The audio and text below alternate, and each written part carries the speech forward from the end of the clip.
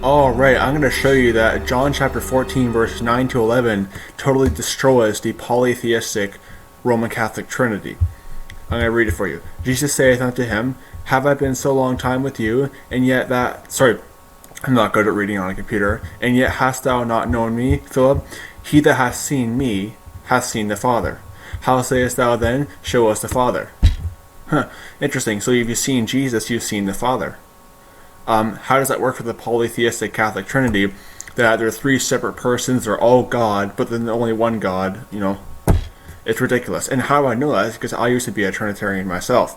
I used to say that, God is three, there are three persons all claiming to be God. They're all God, but they're just one God, It's ridiculous. But here, Jesus said, He that hath seen me hath seen the Father. So, you've seen Jesus Christ, the Son of God, while He's on earth. You've seen God the Father. But look at this, because Jesus explains how this is so. Verse 10, Believest thou not that I am in the Father, and the Father in me? The words that I speak unto you, I speak not of myself, but the Father that dwelleth in me, He doeth the works. So the Father is in Jesus? That's how if you've seen Jesus, you've seen the Father. The Father is in Jesus Christ. For in Him dwelleth the fullness of the Godhead bodily. Now some could interpret that verse to say that, the reason why I don't like using Colossians 2:9 that much in terms of the Godhead is because personally I believe that Colossians 2:9 could be used to say that in Him dwelleth the fullness of the Godhead bodily, but what I believe that's saying is that it's saying that Jesus Christ is fully God within Himself. But I digress. But it says right here that believest thou not that I am in the Father, and the Father in me. The Father is in Jesus Christ. Verse 11, Believe me that I am in the Father, and the Father in me, or else believe me for the very work's sake.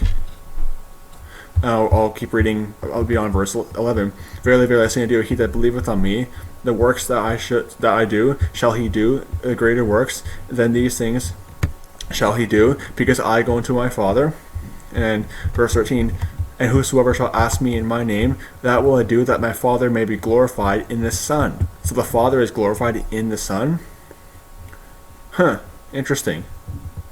And then, verse 20, At that day ye shall know that I am in my Father, and ye in me, and I in you. So Jesus is in the Father? Wow. Totally destroys this polytheistic Roman Catholic Trinity that Jesus, the Son of God, which He is. I'm not denying that Jesus is the Son of God. Absolutely, Jesus Christ is the Son of God. I'm not denying that. But what they teach is that the Son of God and the God the Father are two different, separate God, persons. And how I know that is because, again, I used to be a Trinitarian myself.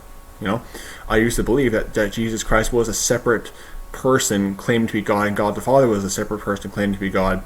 And they're all God, but they're one God. It doesn't make any sense. It's ridiculous. Jesus Christ is the Son of God, not denying that. He is absolutely the Son of God, but the Father is in Him. He is fully God, just as God the Father. Okay? So, just wanted to show you that how Romans 14 verses 9 to 20 just destroys this polytheistic Roman Catholic Trinity of one God, but they're only three gods, but they're one God, but then they're three persons, and it's ridiculous. God is not the author of confusion. So, anyway, and one last point I want to add is that Romans 14 also destroys modalism. Because, again, you have this false dichotomy. Either you're Trinity or you're modalist. Neither one of them is right. And I'm going to show you that. John 14:28. This verse refutes modalism.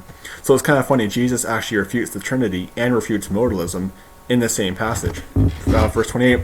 Ye have heard now that I say unto you, I go away and come again unto you. If ye love me, you will rejoice, because I said, I go unto the Father, for my Father is greater than I. So there's obviously a hierarchy in the Godhead. In the book of Corinthians, I'll show you that verse. 1 Corinthians chapter 15, verse 27-28. There is a hierarchy. Jesus Christ does submit to God the Father. There is a hierarchy. So John 14 actually destroys the Trinity, but it also destroys modalism. 15 verse 27.